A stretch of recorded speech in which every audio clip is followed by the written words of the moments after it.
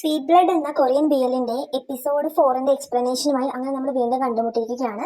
ചാനലിൽ ആദ്യമായിട്ട് വരുന്നവരാണെങ്കിൽ ഒന്ന് സബ്സ്ക്രൈബ് ചെയ്ത് വെക്കുക, എന്നാൽ മാത്രമേ നിങ്ങൾക്ക് പുതിയ നോട്ടിഫിക്കേഷൻസ് കിട്ടൂ. അപ്പോൾ നമുക്ക് അധികം വൈകിക്കാതെ തന്നെ എക്സ്പ്ലനേഷനിലേക്ക് കിടക്കാം. കഴിഞ്ഞ എപ്പിസോഡ് അവസാനിച്ചത് കുടിച്ച് കിറങ്ങി നിൽക്കുന്ന നമ്മുടെ വാമ്പയറിനെ കൊണ്ട് മിനു വീട്ടിലേക്ക് പോകുന്നത് കാണിച്ചുകൊണ്ടാണ്. ആൻഡ് എപ്പിസോഡ് തുടങ്ങുന്നത് ഇങ്ങനെ തന്നെയാണ്. മിനു നേരെ വാമ്പയറിനെ കൊണ്ടുപോയിട്ട് ബെഡിലേക്ക് കിടത്തുവാണ്. എന്നിട്ട് പറയുന്നുണ്ട്, എന്റെ ദൈവമേ, കുടിച്ചാൽ ഇത്ര പോലും ബോധമില്ലാത്ത വാമ്പയറിനെ ഞാൻ ആദ്യമായിട്ട് കാണുന്നത്, എന്നാൽ പിന്നെ കുടിക്കാൻ നിൽക്കണമായിരുന്നു എന്നൊക്കെ ചോദിച്ചുകൊണ്ട് ഒടുക്കത്തെ കാലം എന്നൊക്കെ പറഞ്ഞുകൊണ്ട് ബെഡിലേക്ക് പിടിച്ചിടുവാണ്. ആ ടൈമില് വാമ്പയർ ആണെങ്കിൽ കിടന്നിട്ട് പറയുന്നത്, ഹായ്, ഈ ബെഡ് നല്ല സോഫ്റ്റ് ആണ്. അപ്പൊ നമ്മുടെ മിനു പറഞ്ഞിട്ട് കാര്യമില്ല എന്നൊക്കെ പറഞ്ഞ് പുതപ്പെല്ലാം പതിപ്പിച്ച് കൊടുക്കുന്നുണ്ട്. ആ ടൈമിൽ നമ്മുടെ വാമ്പയർ ആണെങ്കിൽ മിനുവിനെ ഇങ്ങനെ പിടിച്ച് വലിച്ച് അടുത്തേക്ക് നീട്ടി തന്റെ നെഞ്ചത്തോട്ട് കിടത്തുന്നുണ്ട്. അപ്പൊ മിനു ആണ്, നീ എന്തോ ഈ കാണിക്കുന്നേ എന്ന് പറഞ്ഞുകൊണ്ട് എഴുന്നേറ്റ് വന്നിക്കുമ്പോൾ നമ്മുടെ വാമ്പയർ പറയുന്നു, കുറച്ച് നേരമെങ്കിലും ഇങ്ങനെ ഒന്ന് കിടക്ക്. അതായത് എന്റെ ഈ വേൾഡ് ലൈഫിൽ ഇത്രയും നാൾ ഞാൻ ജീവിച്ചതിൽ എനിക്ക് ഇന്ന് കിട്ടിയതിന്റെ അത്ര സന്തോഷം വേറെ എവിടെയും കിട്ടിയിട്ടില്ല. അതായത് ഞാൻ എത്രത്തോളം വിയേർഡായിട്ട് സംസാരിച്ചതാണെങ്കിലും എന്നെ ഒരിക്കലും ആരും ആ ഒരു രീതിയിൽ നോക്കിയില്ല. ഇനി നിങ്ങളോടൊപ്പം ഞാൻ കുറെ നാൾ കൂടി ഞാൻ ഒരുപാട് ചിരിച്ചു, ഞാൻ ഒരുപാട് സന്തോഷിച്ചു. എനിക്കത് പെട്ടെന്ന് അവസാനിപ്പിക്കാൻ താല്പര്യമില്ല. നീ കുറച്ചു നേരം കൂടി ഇങ്ങനെ കിടക്കുക, എനിക്ക് ആരൊക്കെ ഉള്ള പോലെ ഒരു തോന്നൽ എനിക്ക് വരുന്നു. ആ ടൈമിൽ പെട്ടെന്ന് നമ്മുടെ മിനുവിന് എന്തോ വാമ്പയർ ഇവിടെ കൊണ്ട് സംസാരിക്കുന്ന പോലെ തോന്നി. അതിന് മിനു ചോദിക്കുന്നുണ്ട്, നിങ്ങൾക്ക് എന്താ പറ്റിയെന്ന്. അപ്പൊ നമ്മുടെ വാമ്പയർ ആണെങ്കിൽ പകുതി ബോധത്തിൽ മിനുവിനോട് പറയുവാണ്, അതായത് ഞാൻ ഒരു ഹാഫ് ബ്ലഡഡ് ആണ്, പകുതി ഹ്യൂമനും പകുതി വാമ്പയറും ആണ്. അതുകൊണ്ട് തന്നെ എന്റെ നാട്ടിൽ എന്ന് പറയുമ്പോൾ എന്നെ ഒഴിവാക്കി നിർത്തിയേക്കാണ്. അങ്ങനെയാണ് പറയുന്നത്, കാസ്റ്റ് ഔട്ട് ആണ് ഞാൻ എന്ന് പറയുന്നുണ്ട്. അതായത് എന്നെ ആർക്കും ഇഷ്ടമല്ല. ഈവൻ എന്തിനധികം പറയുന്നു, എന്റെ സ്വന്തം ചേട്ടൻ പോലും എന്നെ കൊല്ലാനാണ് നോക്കുന്നത്, അയാൾക്ക് പോലും എന്നെ ഇഷ്ടമല്ല എന്ന് പറയുന്നുണ്ട്. എന്നിട്ട് നമ്മുടെ വാമ്പയർ ആണെങ്കിൽ അങ്ങനെ തന്നെ കിടന്നുറങ്ങുവാണ്. മിനു ചോദിക്കുന്നുണ്ട്, എന്ത് പറ്റി. വാമ്പയർ അങ്ങ് ഉറങ്ങിപ്പോയി. ആ ടൈമിൽ മിനു വാമ്പയറിന്റെ കയ്യിൽ കാണുന്നുണ്ട്. കയ്യിലാണെങ്കിൽ ഒരു മുറിവിന്റെ പാട്, എന്തോ ഒരു സാധനം കടിച്ചതോ മാന്തിയതോ ആയിട്ട് ഒരു പാട് കയ്യിൽ ഇങ്ങനെ കാണുന്നുണ്ട്. അത് നമ്മുടെ വാമ്പയർ ഉറങ്ങിയെന്ന് മനസ്സിലായിട്ട് മിനു ഇങ്ങനെ ജസ്റ്റ് വാമ്പയറെ നോക്കി സഹതാപത്തോടെ, ശരിക്കും തന്റെ കഥ എന്താ, തനിക്ക് എന്താ പറ്റി എന്ന് ചോദിക്കുന്നുണ്ട്.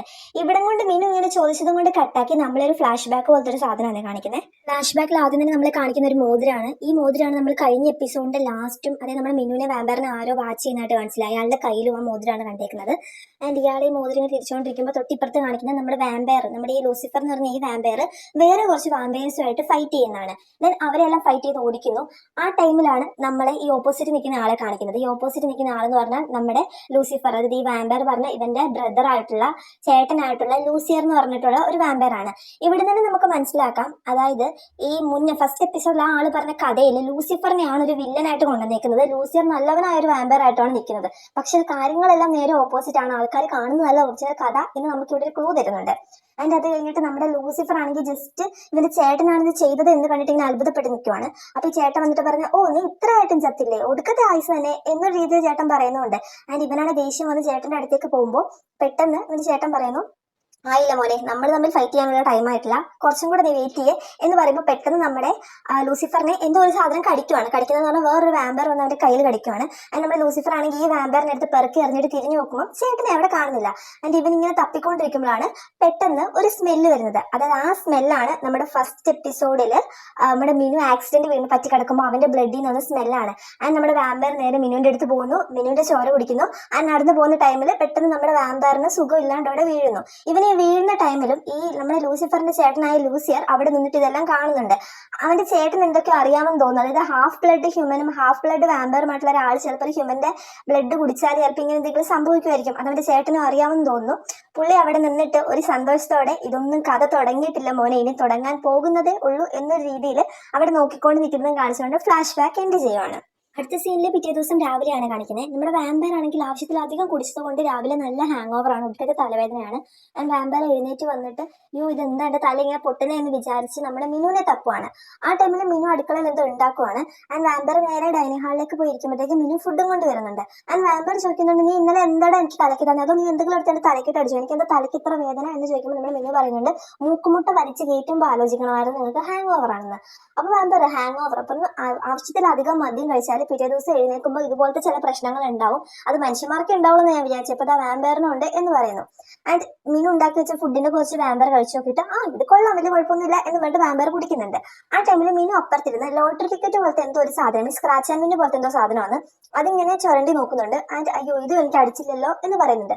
അപ്പൊ വാമ്പയർ ചോദിക്കുന്നുണ്ട്, നീ എന്നെ പരിപാടി കാണിക്കുന്നത്. പറഞ്ഞു, ഇതൊരു ലോട്ടറി ടിക്കറ്റ് ആണ്, അപ്പം ഇതിനാണ് അടിച്ചാൽ എനിക്ക് അത്രയും പൈസ കിട്ടും, എന്റെ സ്വപ്നം മേടിക്കാൻ വരെയുള്ള പൈസ എനിക്ക് കിട്ടും എന്ന് പറയുന്നുണ്ട്. അപ്പൊ നമ്മുടെ വാമ്പയർ ചോദിക്കുന്നുണ്ട്, പിന്നെ ഒരു പേപ്പറും കഷ്ണത്തിന് ഇത്രയും പൈസ എല്ലാം കിട്ടും. അപ്പൊ നമ്മുടെ മിനു പെട്ടെന്ന് ചോദിക്കുന്നുണ്ട്, നിങ്ങൾക്ക് പ്രെഡിക്റ്റ് ചെയ്യാൻ പറ്റുമോ, ഏത് നമ്പർ ആയിരിക്കും അടിക്കാന്ന് പ്രെഡിക്റ്റ് ചെയ്യാൻ പറ്റുമോ, അപ്പൊ അതുപോയിട്ട് അനുസരിച്ചുള്ള സാധനം മേടിച്ചാൽ മതിയല്ലോ.